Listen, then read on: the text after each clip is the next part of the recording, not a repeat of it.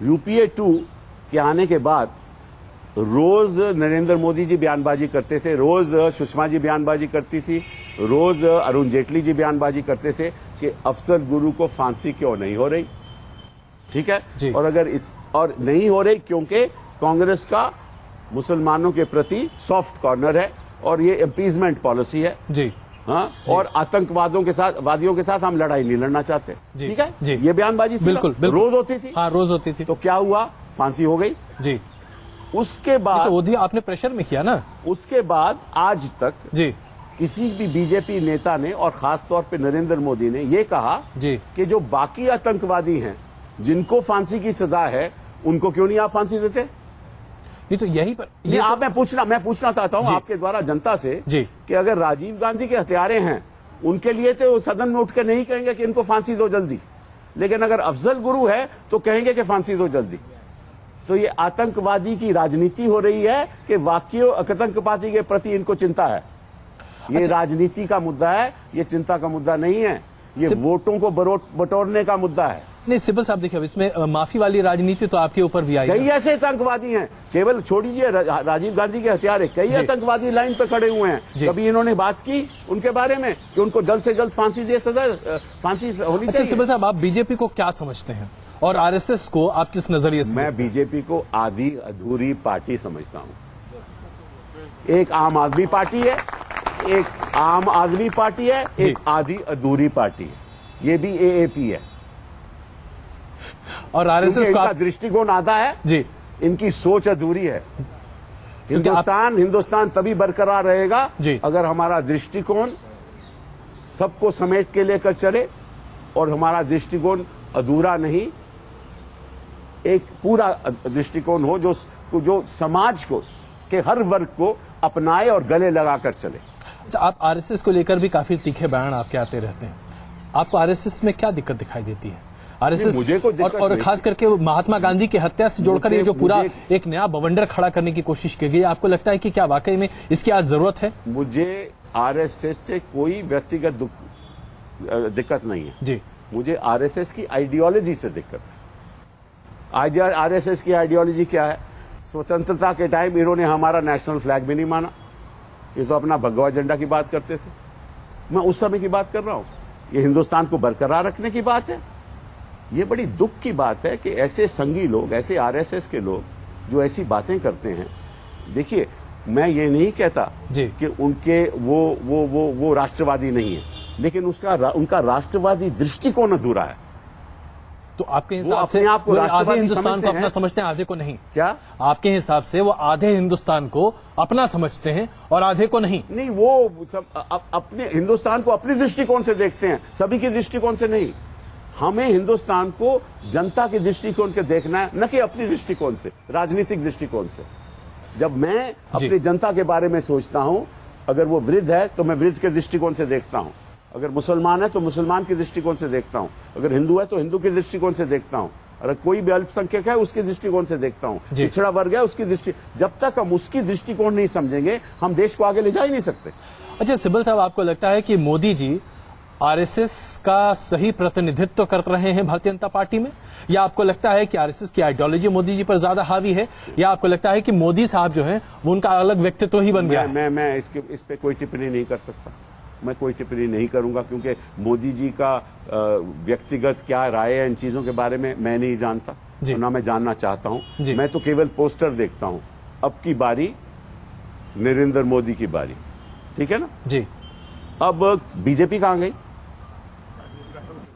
मैं पूछना चाहता हूं। बीजेपी एक पॉलिटिकल पार्टी है, कहां गई बीजेपी? ये देश में मोदी राज करेगा कि बीजेपी की आइडियोलॉजी राज करेगी? नहीं, वो तो कहते हैं वो आइडियोलॉजी क्या है ये भी हमें बता दें, मोदी नॉमिक्स क्या है ये भी हमें बता दें। आजकल तो हमें मालूम नहीं। वो तो कहते हैं गुजरात मॉडल देखो। नहीं, कौन सा गुजरात, आप भी बता दीजिए मुझे, आप तो इतने बुद्धिजीवी हैं, बता दो कौन सा गुजरात मॉडल है। गुजरात मॉडल का मतलब क्या है यही बता दो। इकोनॉमिक मॉडल का कौन सा है गुजरात का इकोनॉमिक मॉडल? तो क्या आपको लगता है कि मोदी जी सिर्फ हवा में बात करते हैं? बिल्कुल, इसमें क्या शक है। बात ही हवा में हो रही है, चर्चा ही हवा में हो रही है, रुझान ही हवा में हो रहे हैं, ओपिनियन पोल भी हवा में हो रहे हैं। जमीन पे क्या है? जमीन पे एक बंदा है जो सपने बेचता है, एक हवा में सपने बेचता है। अच्छा, ये जो सपनों की जो दुनिया है, सपनों की जो ये दुनिया है जिसमें आजकल हर किसी को सब कुछ बेच रहा है। भाई राहुल जी ने भी तो कहा कि एक पार्टी है जो कि गंजों को कंघा बेच रही है, और दूसरा केजरीवाल जी के ऊपर भी उनकी टिप्पणी कुछ उस तरीके की आई थी। तो इसमें साथ साथ वो हिटलर वाली बात भी सामने आती है। आपने फरवरी में कहा नरेंद्र मोदी में हिटलर की मानसिकता है, हिटलर भी चुनाव जीत कर आए थे, मोदी भी चुनाव जीत कर आए। अभी असान साहब ने क्या कहा, वही कहा जी कि लोग इनको पूरी तरह से इन पे विश्वास नहीं रखते। ये असान साहब कहते हैं, जिनकी विकीलीक्स पे ये कह रहे थे कि असान साहब ने ये कह दिया, अभी अब टिप्पणी आई है। तो नहीं, हिटलर एक मानसिकता है कि मैं हूं, सिर्फ मैं हूं जी, मैं के अलावा कुछ और कुछ नहीं जी, जो मैं कहता हूं वो सही है, जो तुम कहते हो गलत है, अगर मेरे रास्ते में आओगे तो हम तुमको नजरअंदाज करके जो मैं कहता हूं हम करेंगे। ये सोच है, ये कोई हिटलर कोई व्यक्ति की बात नहीं है जी। ये हिटलेरियन सोच है कि ये लोकतंत्र है जी। उसमें मैं की राजनीति कभी नहीं चलती, हम की राजनीति चल सकती है।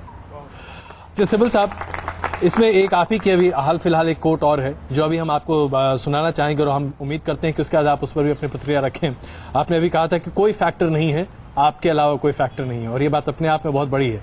आइए आपको दिखाते हैं कि आपने क्या कहा था। देखिए कौन सा फैक्टर, देखो भाई, हमें तो सिंबल फैक्टर लगता है, ठीक है ना, हमें तो कोई और फैक्टर लगता नहीं, लेकिन जनता तय करेगी।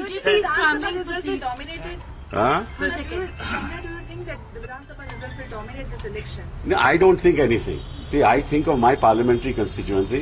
I don't think of the past. I only think of the future. And I think the future is with the Congress Party. जो चुनौती है हमारे सामने, देश के सामने, देश के भविष्य के सामने, चुनौती क्या है? ठीक है, देश की अखंडता या देश का विभाजन, देश में चैन और अमन या देश में अराजकता, ठीक है ना, देश में लोकतंत्र या लोकतंत्र पे प्रहार। तो सिब्बल साहब, ये सिब्बल फैक्टर क्या है? ये भी तो कुछ उसी तरह की बात हो गई शायद। आपके सामने बैठा हुआ है। सिब्बल फैक्टर मतलब कि जनता, चांदनी चौक की जनता मुझे जानती है, ठीक है ना जी, ये फैक्टर हो गया। मैं चांदनी चौक की जनता उन दोनों को नहीं जानती, तो वही वो फैक्टर बनेंगे। मैं तो फैक्टर बन चुका हूं, तो सिब्बल फैक्टर ही हुआ ना, और कौन हुआ?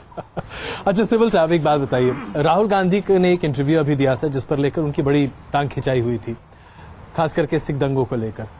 बीजेपी हमेशा कहती है कि भाई आपको सिख दंगों के लिए माफी मांगनी चाहिए, मांगी भी गई, और आप लोग उन्हें कहते हैं कि दंगों के लिए माफी मांगी जाए। इधर मुजफ्फरनगर के दंगों के लिए समाजवादी पार्टी से माफी मांगने, लेकिन दंगे होते रहते हैं, राजनीति इसी तरीके से चलती रहती है हमारे देश में। आपको लगता नहीं है कि बहुत ज्यादा फर्क नहीं पड़ता? आज मुद्दा विकास होना चाहिए था, लेकिन आज मुद्दा विकास नहीं होकर दरअसल सांप्रदायिकता और अल्पसंख्यकवाद ज्यादा होता दिखाई दिया। शुरुआत किसने की? मुजफ्फरनगर क्यों हुआ, कैसे हुआ? कांग्रेस पार्टी ने तो नहीं करवाया, शुरुआत तो वहां से हुई। झांसी से क्यों लड़ रहे हैं, मुझे ये बताइए। उसमें एक राजनीतिक दृष्टिकोण की बात है जी, ठीक है ना। तो कहने की बात है कि देखिए, जहां तक बहुजन अपने बीजेपी की बात है जी, भारतीय जनता पार्टी की बात है, अगर भारत को आप देखो तो आधे भारत में तो बीजेपी है ही नहीं,